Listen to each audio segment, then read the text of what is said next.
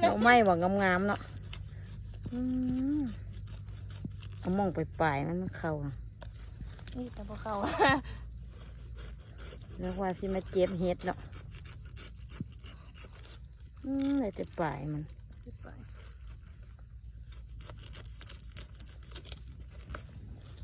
วางไว้ก่อนเดี๋ยวงามๆเลยไม่บ่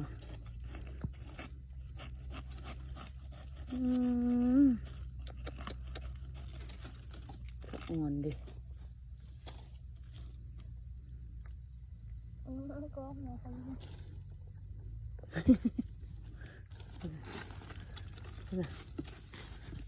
ว้า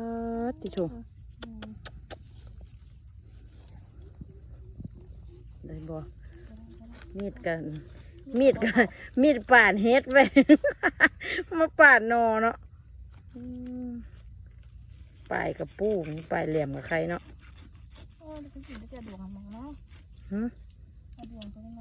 เนาะกระโบบอกเลย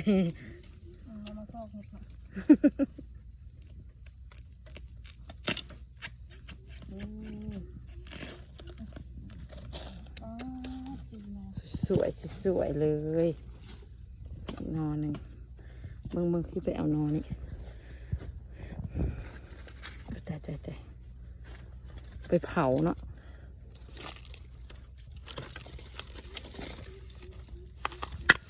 เอาได้จะจ่ายที่แบบโอ้ย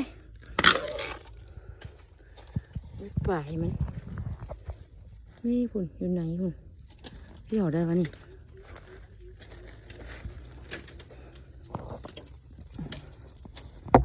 ปึ๊บโอ้ยมือกับโบยาวโอ้ตายดีทอดหน้า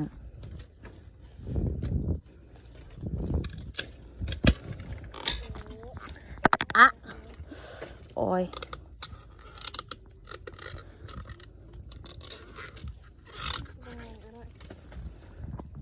ว้าที่โถ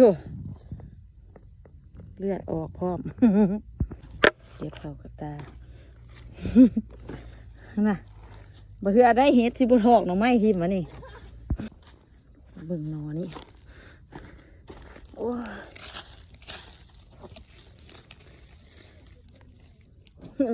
นั่นแหละ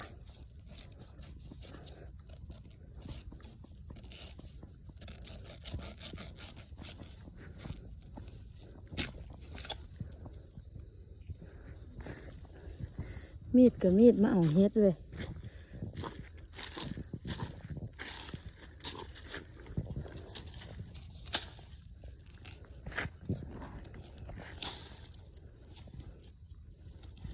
โอ้ยมีดที่หักละ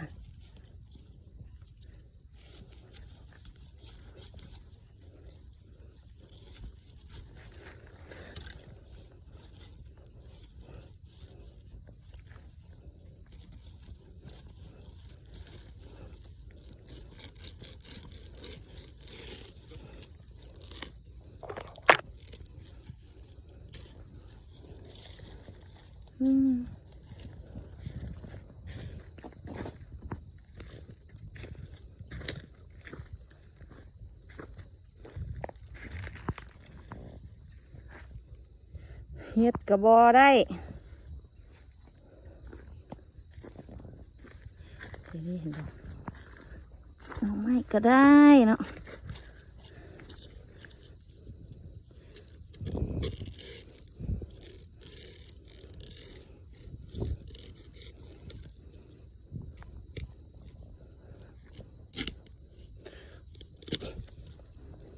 โอ้โห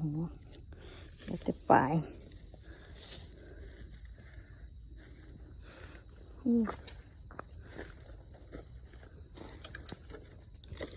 มองนี่แต่ว่าคอยจะบอกเอาเนาะมันอยู่ไหนบ่มีว่าเฮ็ดวะไปเข้าเบื้องแล้วเนาะ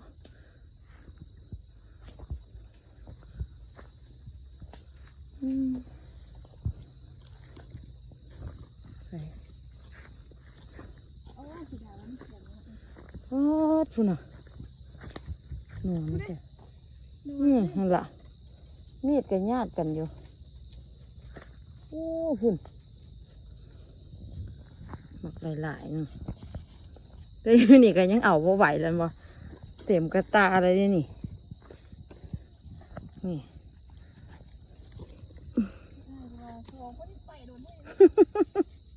สงสัยได้เฮ็ด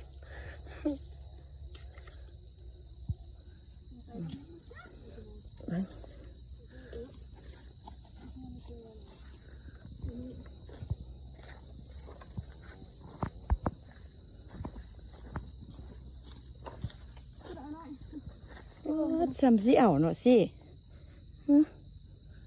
คุณดินอนนั่นคือทรงเสี่ยวง่ายวะ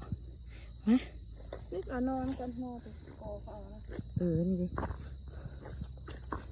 นี่เนาะ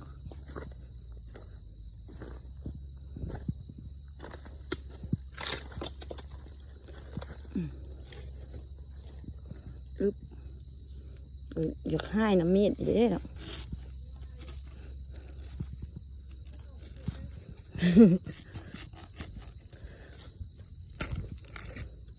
หากินบ่ได้เนาะมีดตัวนี้โอ้ยให้ยางไปหลายให้เห็นเลยสิเป็นแป่นเลยโอ้ขมิ้นเสียมมาคุดเนาะได้ในดินเลยนี่หวานเลยนี่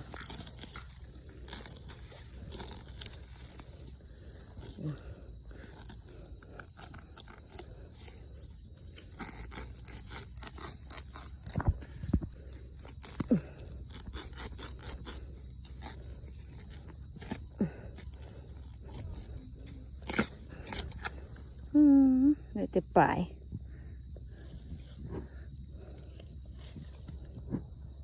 ให้เจ้าของเด้เนี่ยสิว่าต้องไปเลาะไก่แล้ว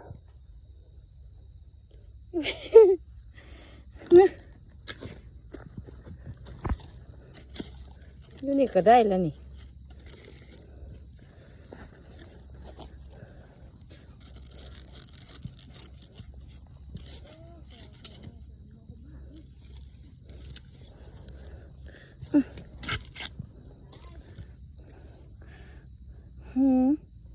จังได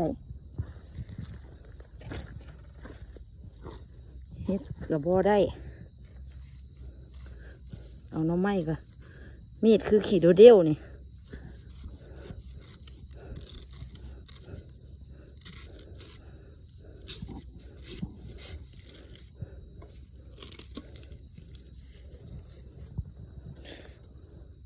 ป่านั่นก็ห้อยคนเอาบ่ธรรมดาได้เนี่ย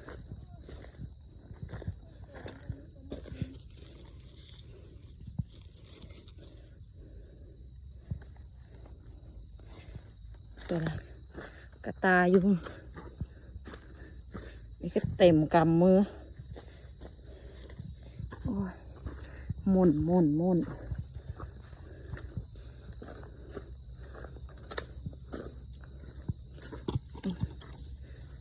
อุ๊บเอา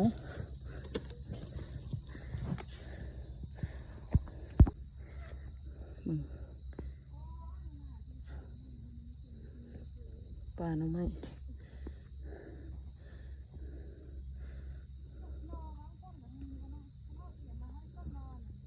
เนาะช่วงนี้หาอยู่หากินเนาะโอ้ยเต็มไม้เต็มมือห้านกับบ่เปิดกระตามันเต็มแล้วเลยมันนักบ่หิวมาใช่ไหมนะเนี่ย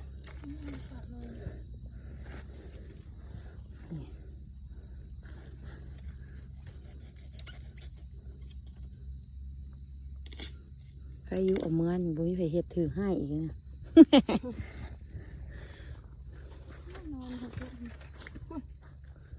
โอ้เอาบ่ไหวแล้วเอาเป็นเปลี่ยนอะไรตะกี้อยู่นาอยู่สิล่ะย่างไปเลือกเอากับอ้ายสิล่ะเอาเต้มองเป็นเปลี่ยนเอาได้นี่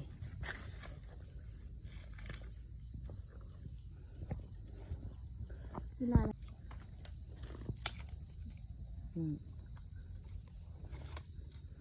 ใส่อีกไปซอกมาเฮ็ด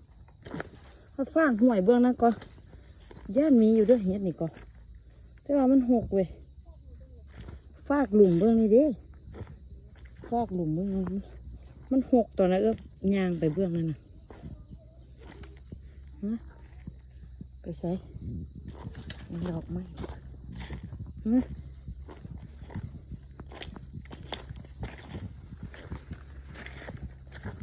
ยางมากตัวนี้ก็บ่มีเฮ็ดเนาะต้องมีห่มต้องมีห่มอันตะกอห่มยางคือเป็นว่าขากหลายแล้วก็